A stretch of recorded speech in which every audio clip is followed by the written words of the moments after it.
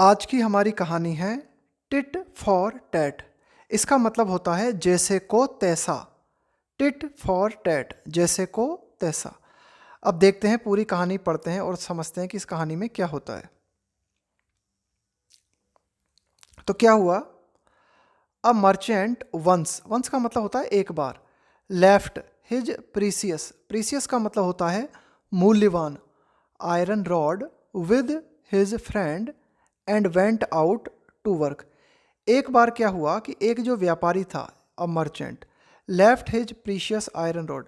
तो व्यापारी ने क्या किया, अपनी मूल्यवान लोहे की जो छड़ थी उसे अपने दोस्त के पास छोड़ दिया and went out to work, और बाहर काम करने चला गया।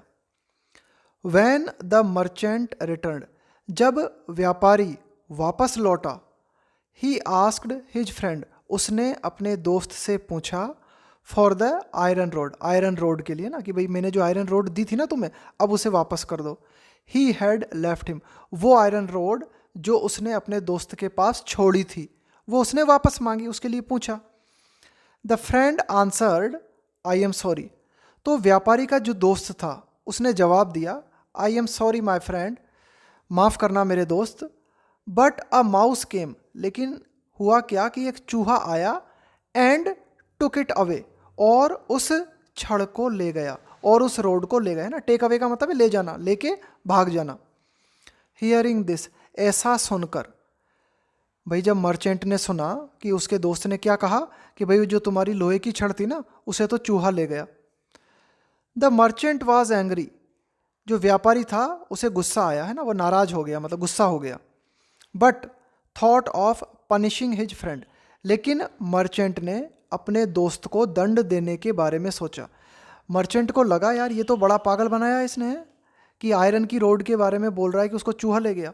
तो जो व्यापारी था उसने सोचा कि किसी तरह से इसको दंड दिया जाए, इसको पनिश किया जाए। So he came the next day, इसलिए मर्चेंट जो था वो अगले दिन आया।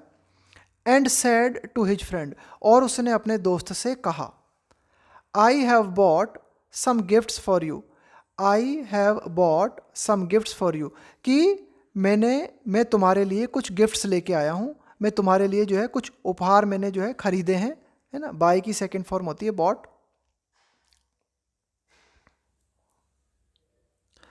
Send your son to pick them up, व्यापारी ने कहा कि भाई मैं तुम्हारे लिए कुछ गिफ्ट मैंने खरीदे हैं, तुम अपने बेटे को भेज देना ताकि वह जो है पिकअप, पिकअप का मतलब है उठा लेना, किसी चीज़ को कलेक्ट कर लेना।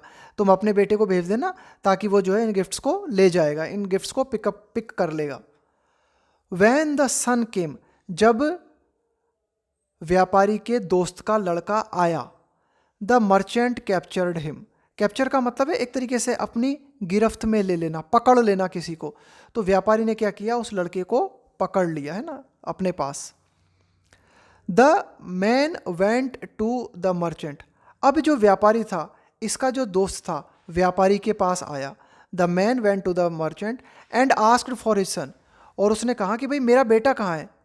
व्यापारी का दोस्त व्यापारी के पास आया और अपने बेटे के बारे में पूछा कि भाई मेरा बेटा आया था यहाँ पे, वो अब तक नहीं लौटा, मेरा बेटा कहाँ है।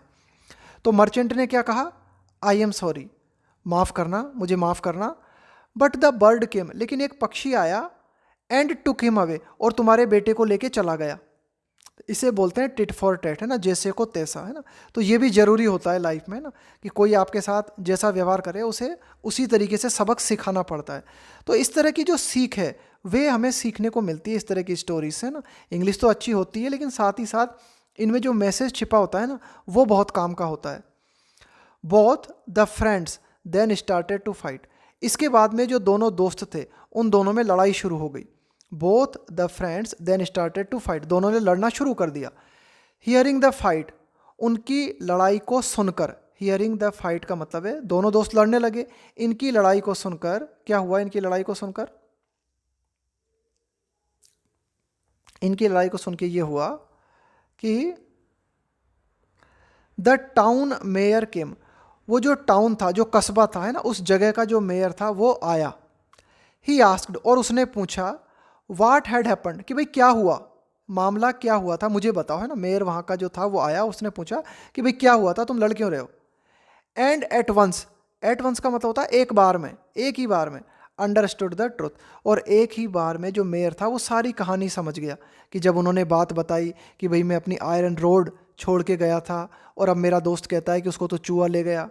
फिर दूसरे दोस्त ने बताया कि मेरा बेटा इसके पास आया था कुछ गिफ्ट्स लेने और ये कहता है कि उसको पक्षी ले गया।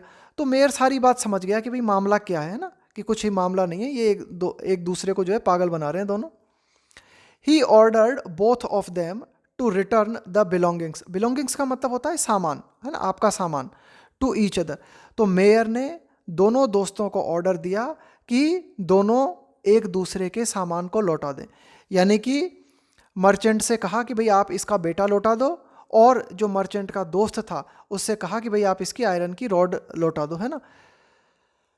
क्या मॉरल है इस कहानी का, क्या संदेश मिलता है हमें इस कहानी से, क्या सीख मिलती है? We must be truthful and honest.